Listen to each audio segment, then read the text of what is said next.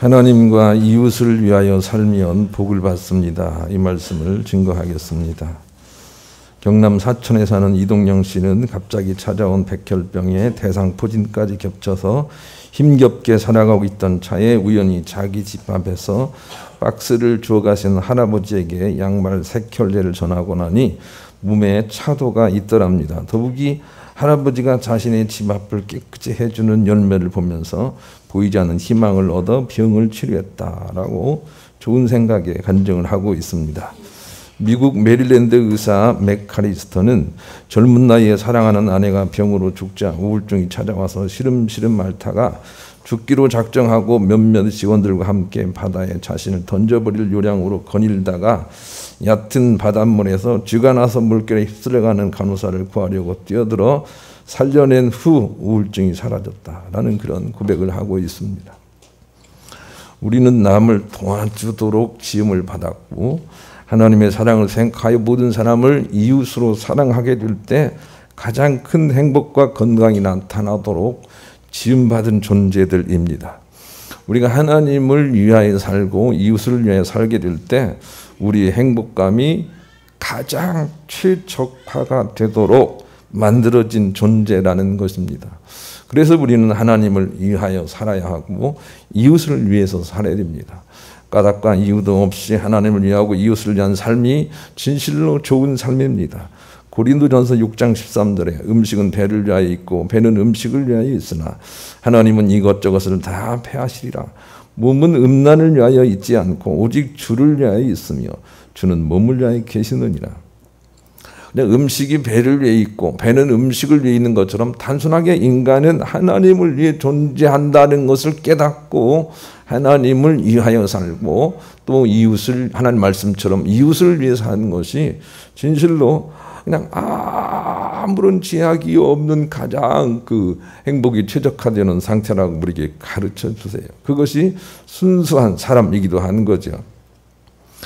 자기 옳은 대로 살면 모두가 다 험난한 세상을 맞이하게 되는데 그런데 그 사사기 시대의 나오미와 룻이라는 시어머니와 며느리는 그저 하나님의 사랑을 생각하고 그리고 서로 간의 위치에서 강한 역사를 하지 않고 이권을 주장하지 않고 험한 소리 하지 않고 그냥 서로에게 배려하고 서로를 이해해주고 거침이 없고 막힘이 없는 그런 상태를 만들어냅니다.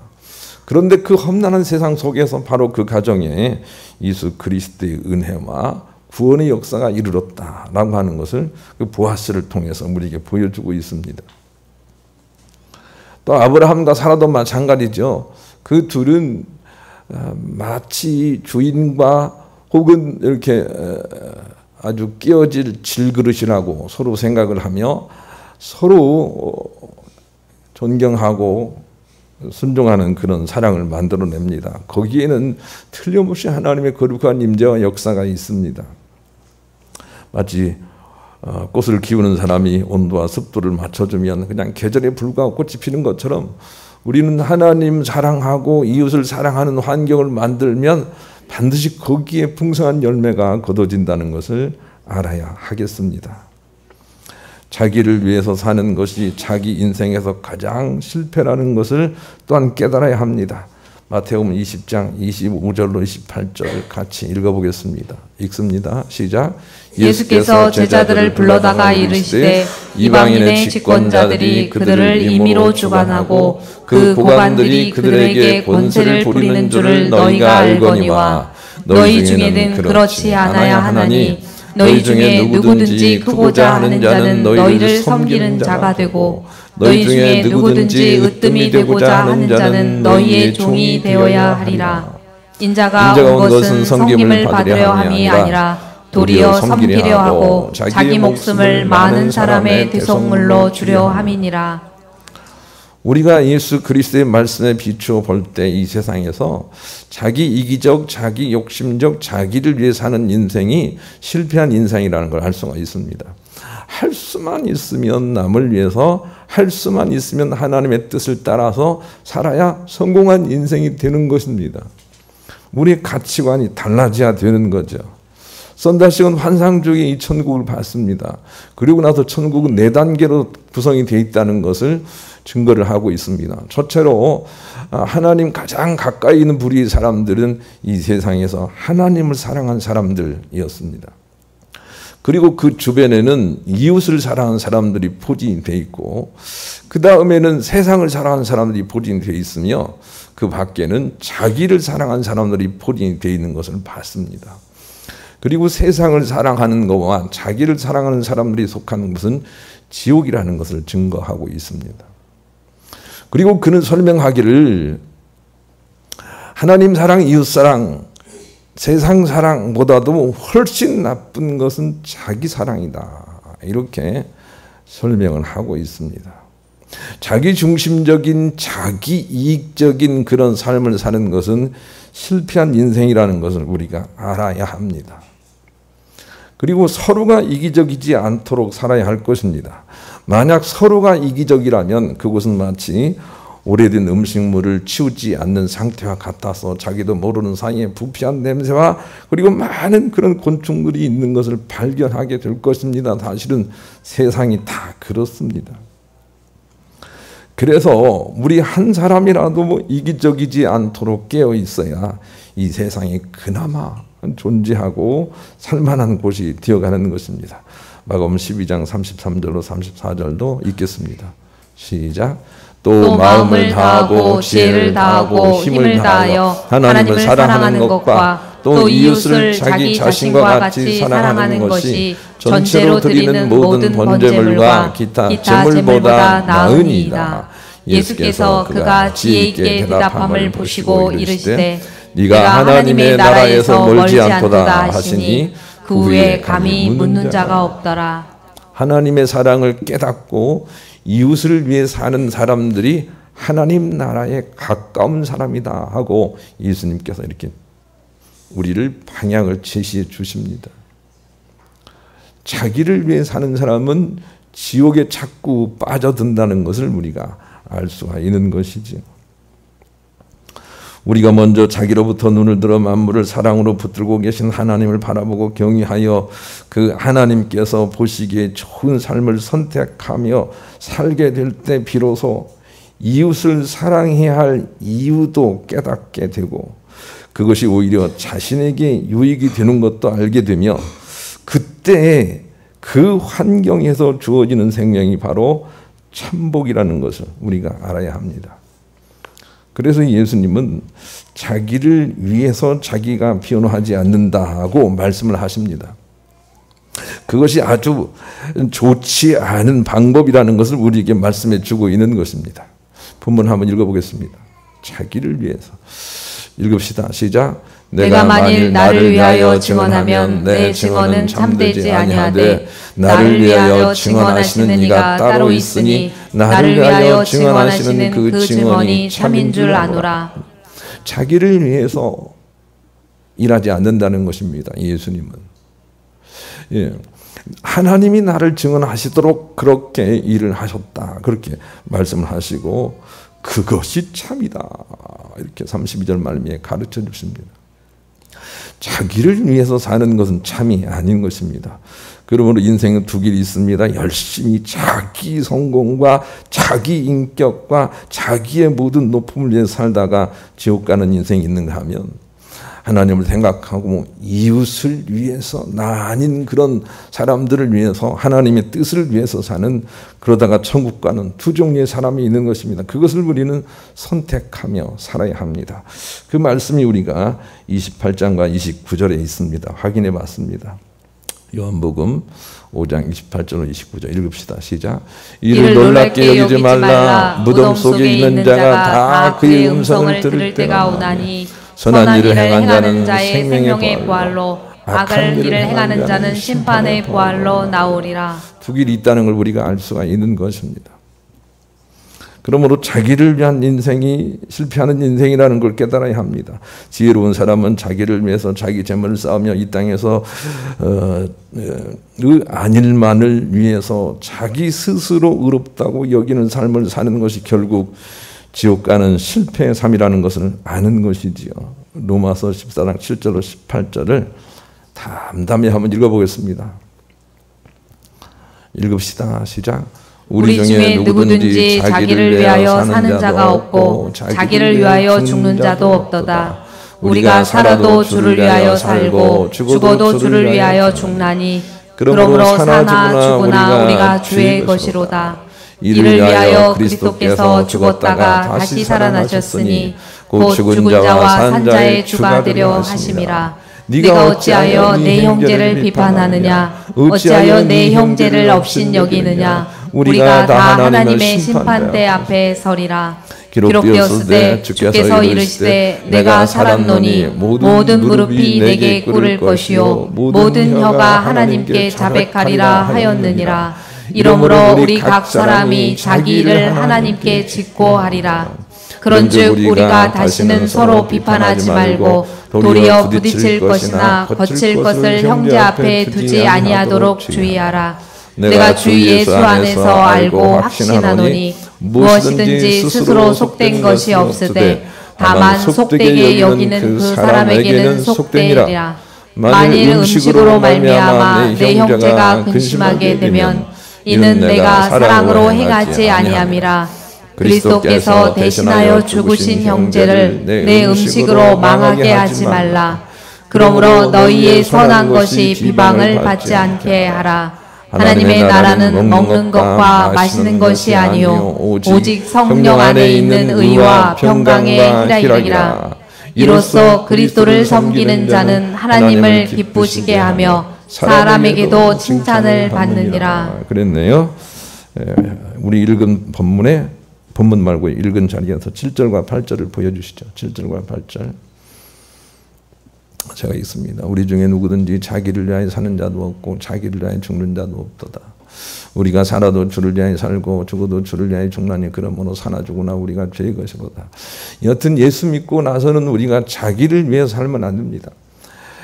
이 일의 동기가 누구를 위한 것인지를 따져봐야 합니다. 그리고 나서 자기를 위한 것이라면 하나님을 떠올려 하나님 주님께서도 원하시는 길입니까? 하고 물으면서 하나님의 뜻을 물어서 일을 결정해야 되는 것입니다. 그것이 예수 믿는 사람들이 살아야 될 길입니다. 14절 보여주세요. 14절.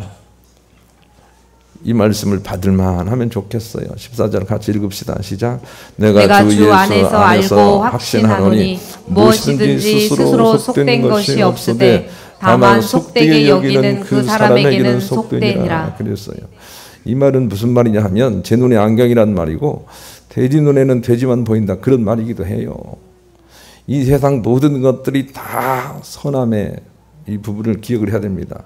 이 세상 모든 것들이 다 선함에 그러므로 우리가 누구를 악하다고 하는 것은 자기가 악한 안경을 쓰고 있는 것이라는 거예요. 이 안경을 우리가 바꿔야 해요. 아버지의 안경을 우리가 껴야 되는 거죠. 그래서 결코 하나님과 이웃을 사는 인생은 자기 자신을 위한 인생이 되지 않는다는 것을 우리가 알아야 합니다.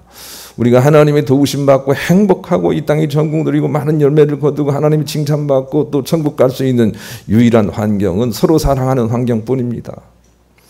내가 너를 사랑하고 너도 나를 사랑하는 환경뿐인 것입니다. 저도 많이 생각을 해보지만 우리가 세상에 나가서 이런 일을 하기는 정말 어렵습니다. 왜냐하면 세상 사람들은 서로 사랑하라는 하나님의 말씀을 알지 못하기 때문입니다. 그러나 우리는 교회나 가정 안에서부터 이것을 실천해야 됩니다. 부부간에 서로 실천을 해야 됩니다. 서로 사랑하는 관계를 만들어내야 합니다. 그래야 30배, 60배, 100배 결실이 있습니다. 혹시 그 중에 하나라도 이타적인 믿음을 가지고 살아야 합니다. 그래야 가정이 지켜집니다. 그러나 이기적으로 둘이 만나게 되면 가정은 그 모양을 잃어버리게 될 것입니다. 서로 남을 위하라는 하나님의 말씀을 깨닫고 하나님을 위하여 이웃을 위해 사는 환경을 만들어야만 비로소 천국이란 하나님의 나라는 환경이 만들어집니다. 그리고 모든 문제를 이겨낼 수가 있는 것입니다. 우리 그런 마음을 가지고 자기 자신을 다독이며 복음성가 276장 1절만 부르겠습니다. 롯게 아파트에서 이쪽으로 걸어다 오다 보면 가게가 몇 개 있는데 그런데 참 친절하고 싹싹한 그런 가게 주인이 계세요. 그런데 그분이 만날 때마다 안녕하세요 라고 인사를 하면 대답을 어떻게 하는가 하면 네 그렇게 인사를 해요. 그러면 조금 성이 안 차요. 안녕하세요 그러면 네 안녕하세요 그래야 될 거 아니에요. 사랑해요 네 사랑해요 알어. 그래서 안 된다는 말이에요. 사랑해요 그럼 나도 사랑해 이렇게 해야 그래야 하나님의 거룩한 역사가 있다는 거 우리가 알고 서로 사랑해야 돼요. 서로 받으면 안 돼요. 갚아줘야 돼요. 많이. 그런 환경 속에서만 복을 받는다는 거 우리가 알아야 되겠어요. 그러기 위해서는 어떤 경우도 남을 공격해서는 안 된다는 거 기억을 해야 됩니다. 그래서 예수님은 공격하지 않고 맡깁니다. 우리 지난 시간에 배웠죠. 30절 본문 30절 전에 있는 30절 한번 읽읍시다. 시작. 내가 아무것도 스스로 할 수 없노라 듣는 대로 심판하노니 나는 나의 뜻대로 하지 않고 나를 보내신 이의 뜻대로 하려 하므로 내 심판은 의로우니라. 예. 본문 전에 있는 30절이에요. 예수님은 아무도 심판하지 않았어요. 주님께 맡겨버렸어요. 그래서 우리도 어떤 사람도 옳다 그러다 심판하면 안 되고 공격해서는 안 되는 거예요. 갈라디아서 5장 13절로 23절을 같이 읽겠습니다. 읽읍시다. 시작. 형제들아 너희가 자유를 위하여 부르심을 입었으나 그러나 그 자유로 육체의 기회를 삼지 말고 오직 사랑으로 서로 종 노릇하라. 온 율법은 내 이웃 사랑하기를 내 자신같이 하라 하신 한 말씀에서 이루어졌나니 만일 서로 물고 먹으면 피차 멸망할까 조심하라. 내가 이르노니 너희는 성령을 따라 행하라. 그리하면 육체의 욕심을 이루지 아니하리라. 육체의 소욕은 성령을 거스르고 성령은 육체를 거스르나니 둘이 서로 대적함으로 너희가 원하는 것을 하지 못하게 하려 함이니라. 너희가 만일 성령의 인도하시는 바가 되면 율법 아래 있지 아니하리라. 육체의 일은 분명하니 곧 음행과 더러운 것과 호색과 우상 숭배와 주술과 원수 맺는 것과 분쟁과 시기와 분냄과 당 짓는 것과 분열함과 이단과 투기와 술 취함과 방탕함과 또 그와 같은 것들이라. 전에 너희에게 경계한 것 같이 경계하노니 이런 일을 하는 자들은 하나님의 나라를 유업으로 받지 못할 것이요 오직 성령의 열매는 사랑과 희락과 화평과 오래 참음과 자비와 양선과 충성과 온유와 절제니 이 같은 것을 금지할 법이 없느니라. 그래서 우리는 어떤 사람을 고쳤어야 되겠다고 생각하지만 결단코 고쳐지지 않습니다. 우리가 착각하는 것이지요.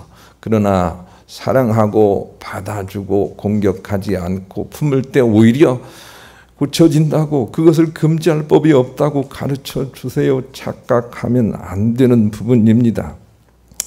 우리가 남을 고치겠다고 선한 마음을 가지고 공격을 하면 오히려 자기 자신에게 갇혀버릴 뿐만이 아니라 공격하는 것은 하나님의 사랑에서 내가 떨어진 것이니 마귀 사단에게 문을 열어주는 것과 똑같습니다. 그것이 습관이 되고 반복이 되고 회개하지 않으면 그는 옳다 그러다 하여 세속에 흔들어 살다가 국과 마국의 전쟁으로 끌려가게 되고 그래서 심판받기도 전에 다 멸망하여 지옥으로 간다고 요한계시록 20장 21장에서 우리에게 말씀을 하고 있는 부분입니다.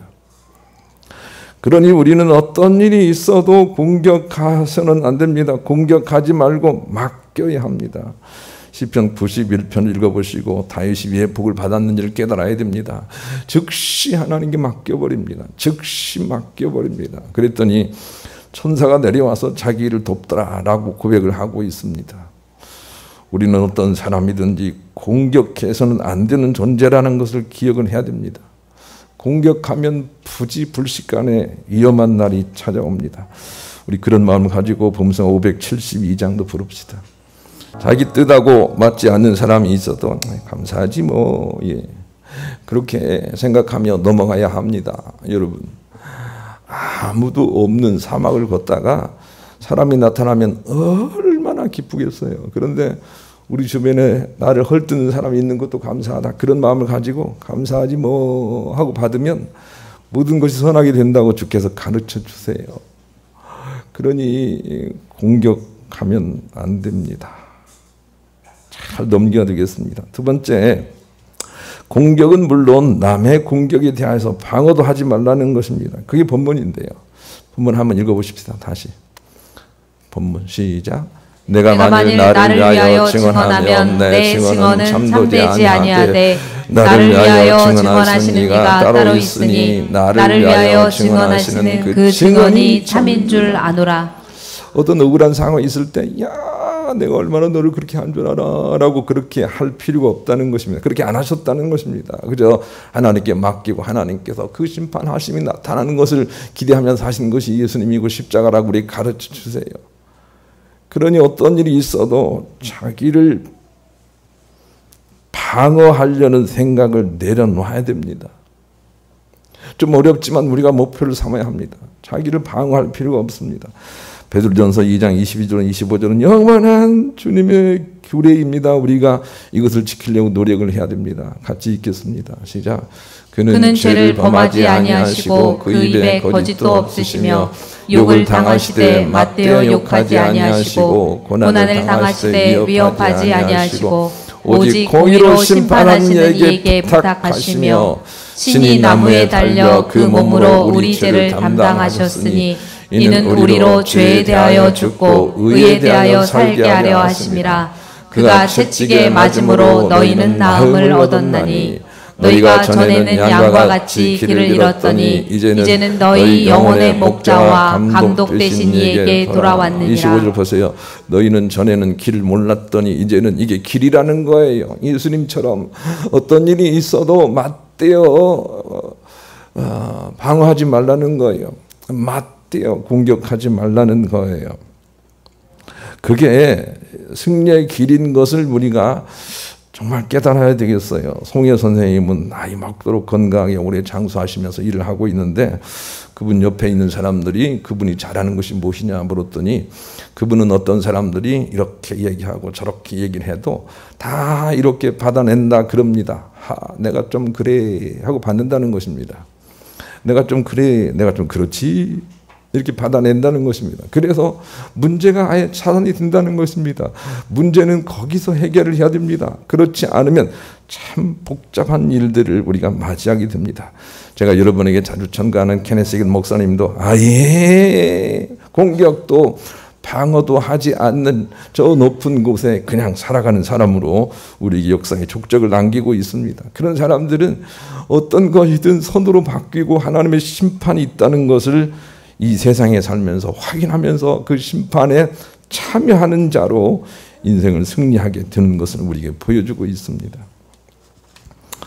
아침에 잠깐 읽은 좋은 생각 중에 이런 글이 있더라고요. 힘들지만 웃어 넘기십시오. 곧 사라지는 사소한 일에 초인적인 힘을 쓰는 자가 누구입니까? 이 부분이 참 와닿아요. 곧 사라지는 사소한 일에 초인적인 힘을 쓰는 자가 누구입니까? 차가 긁히거나 모욕을 받았습니까? 불쑥 끼어든 차량 때문에 경적을 울려댈 판이었습니까? 웃어 넘기십시오. 순간의 선택이 평생을 좌우할 수 있습니다. 어떤 일이 있어도 하나님을 생각함으로 그의 계명을 기억함으로 이게 하나님 사랑이죠. 어떤 순간들을 주님께 맡겨서 잘 넘어가는 힘, 그것이 바로 믿음입니다.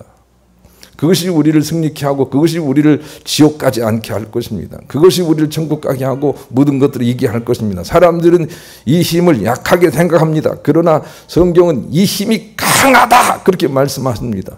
사람들은 주먹으로 가서 한 대 치는 것이 강하다고 생각합니다. 성경은 정말로 그건 약한 것이다 라고 가르쳐 줍니다. 이것을 깨닫는 자가 되어야 합니다. 그래서 순간순간 어떤 상황이라도 공격하거나 방어하는 쪽에 서지 않도록 주님께 즉시 맡기는 영성훈련을 우리가 열심히 해내고 있어야 하는 것입니다.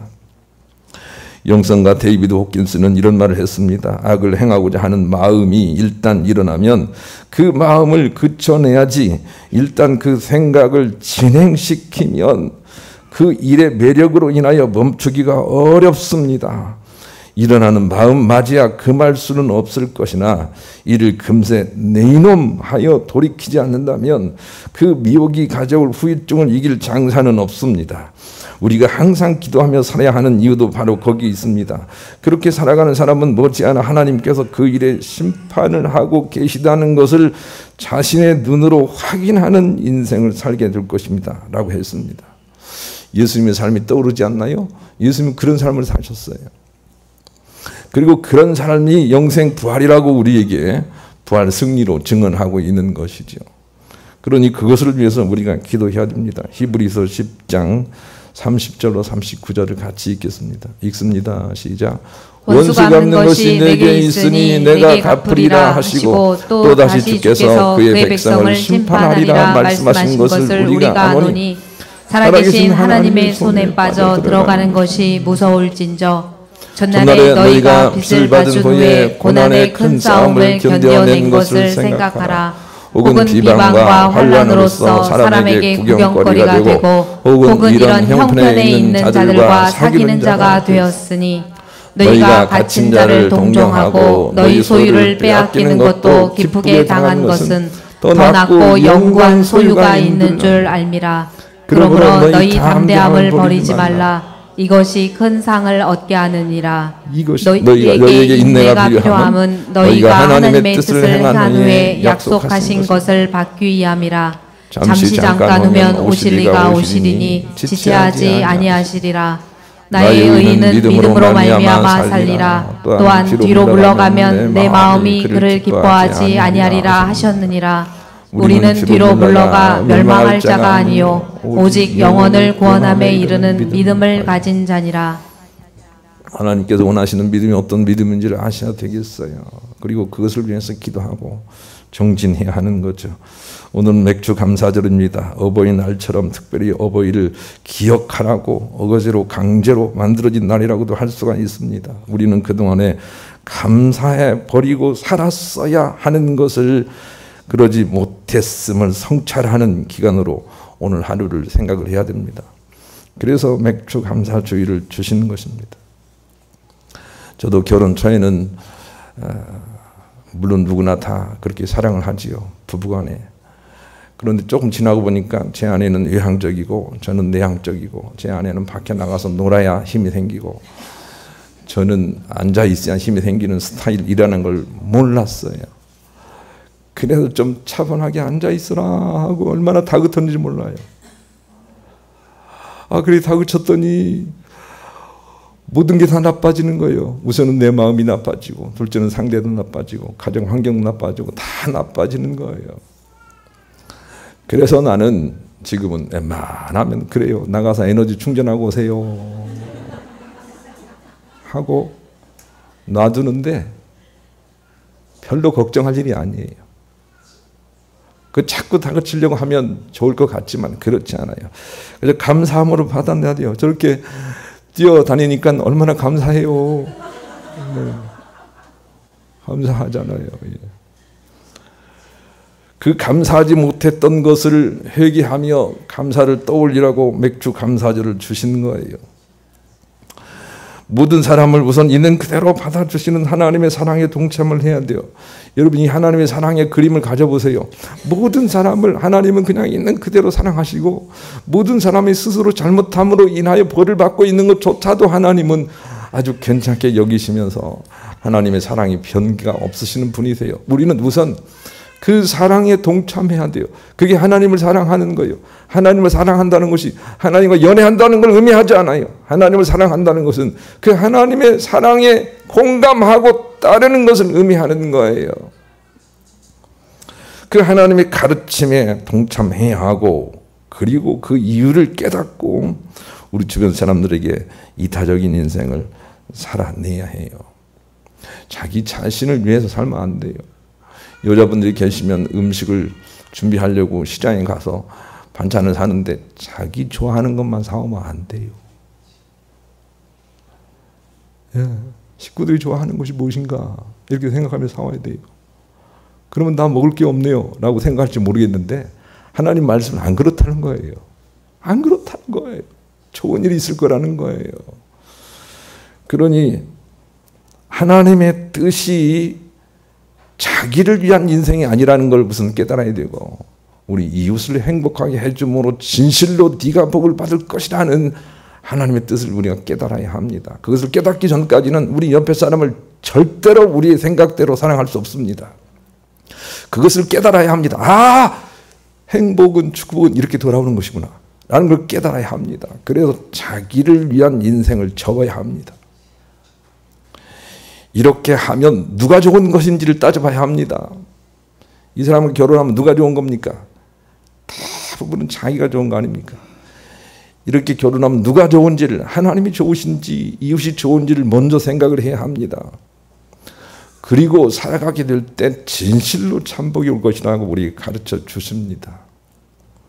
하나님과 이웃을 위해 사시다가 하나님의 참복 받아 하나님을 기쁘시게 하고 사람들에게도 칭찬받으시는 여러분 될 수 있기를 우리 주님의 이름으로 간절히 축원합니다.